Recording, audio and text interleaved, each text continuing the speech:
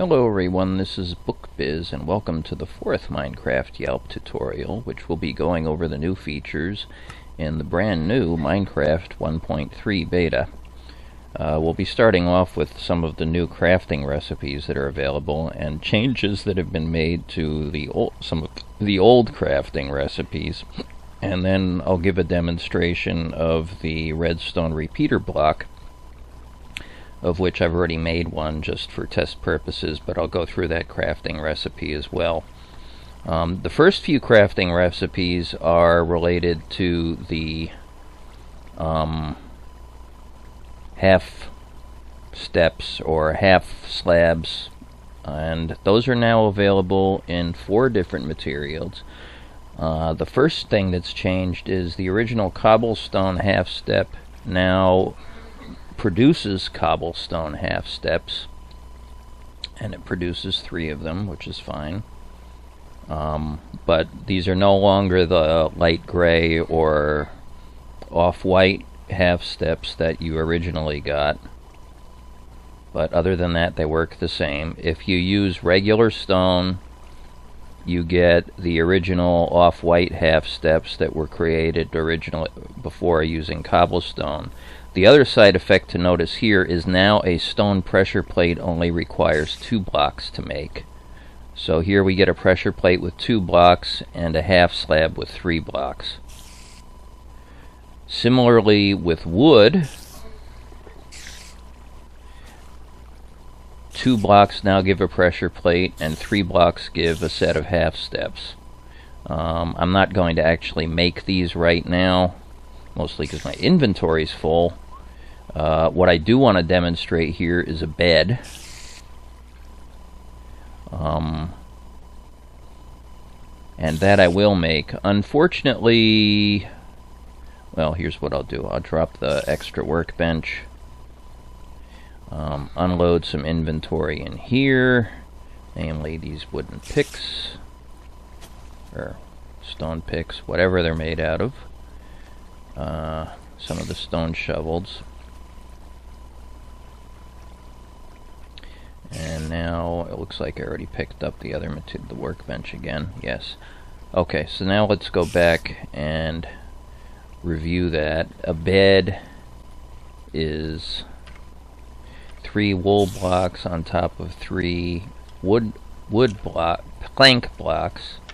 And you'll notice you don't get any change in the coloration. You get red on white, nice Santa Claus colors. I don't believe those are the colors of Sweden. It might have been cute if Mojang had done that, but I'm sure we'll all live without that. Going back to look, once again, a stone pressure plate is only 2. I'm not going to make that, but let's make some of the stone or actually these are the ones we're familiar with.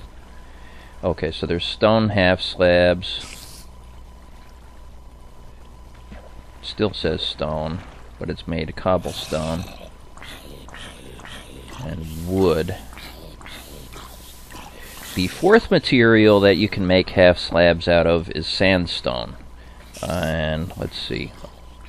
Good, I do have some sand available. But I'm gonna have to empty more crap out of my inventory. Well, since I've already made the bed, I'll get rid of the excuse me. So first we got to make a little bit of sandstone.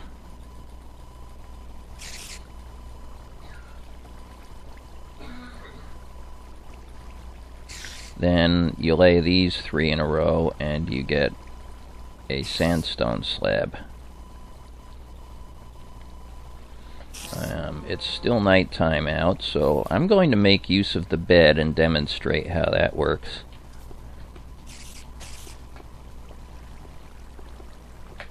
Somewhere down here I think I have a vacant room. Not there, that's the storage room. Okay, in here, this isn't exactly a great sleep. Oh, here we go. Or not. Okay, I'll put the bed down here. You can't put it right in the corner, it's 2 wide by 3 long, so put it like that. and you can see where it is. Now it's nighttime. If you right click on the bed, you fade to black and go to sleep, and then you wake up and it's magically daytime.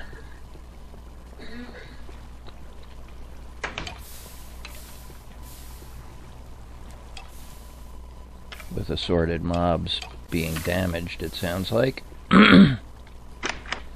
So that's how you use a bed.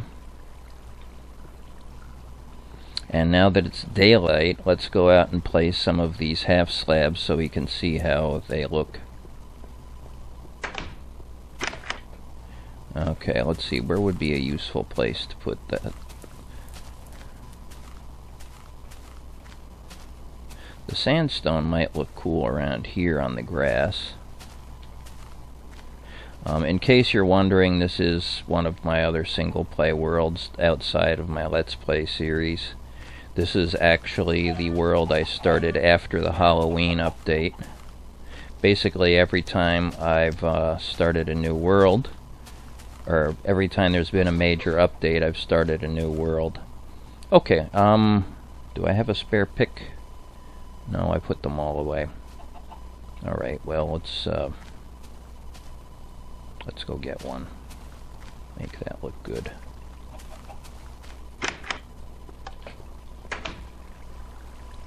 Pick a pick a pick. Let's see, we don't need the sand anymore. Or actually, that's the sandstone.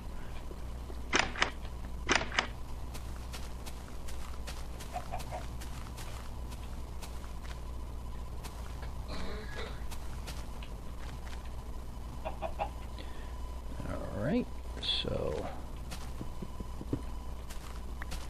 pick up that old one. Go with the sandstone one.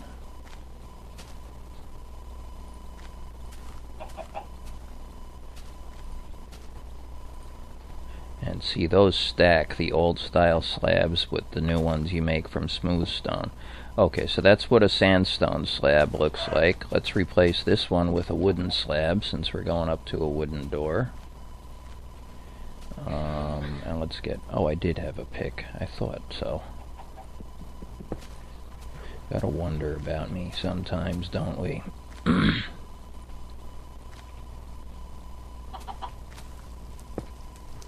There's the wooden slab.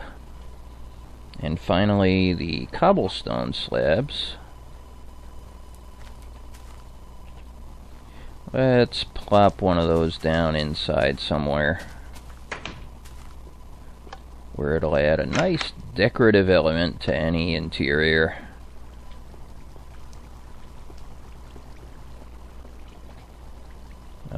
Well, let's... Rather than wasting time looking around, let's tear one of these out. Actually, I think if I go up, I do have some cobblestone on the steps. Yeah, yeah, here we go. Okay. So let's do this one. Okay, so that blends in rather nicely. Not bad.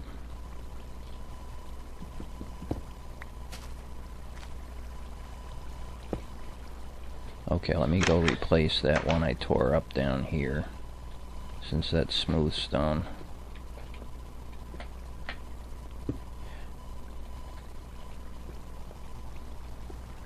Okay, now the final crafting recipe to demonstrate is the redstone repeater. And the way that works is you take 3 blocks of smooth stone on the bottom, and a couple of redstone torches on the sides, and a redstone powder in the middle, and then you can make the repeater. Since I've already made one, I'm not going to finish this craft here. Kind of like the cooking shows. Here's this plate full of lasagna that we prepared 30 minutes ago so that you wouldn't have to wait for us to cook it. So I prepared this, and you don't have to wait for me to cook it. Okay, so now that we have our redstone repeater, let's try it out. This circuit here is just an indicator for my mob grinder up above here that activates whenever the pressure plates are said. And oh look, a monster dropped a redstone torch. No, actually that was me just setting things up for for this test run. So what we do is, let's go ahead and make a gap here and put our redstone repeater in place. You'll see that it's not conducting right now, even though we have current on the input. But if you look here at the repeater, there's a little arrow shape on it. So you have to get that facing the right direction, kind of like when you're placing stairs. So let's now point this direction, and there we go. The circuit is activated, more like what we expect. Now the other thing is, this is a programmable delay. If you right click on it, you can see how the separation of the two increases. That supposedly represents the delay in the circuit triggering, but what I've found is the delay is almost microscopic no matter what setting you have. Here I'll just step on and off the pressure plate and we can look over there and see what's going on. This is the 0 position, and that had a bit of a pause. If I put it in the number 2 position, let's call it,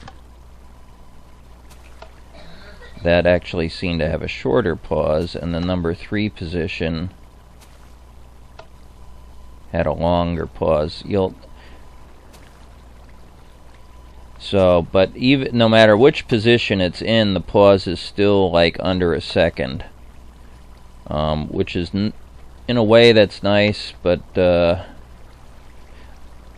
you may get more. If you need a longer delay, you may want to use the traditional repeaters in sequence.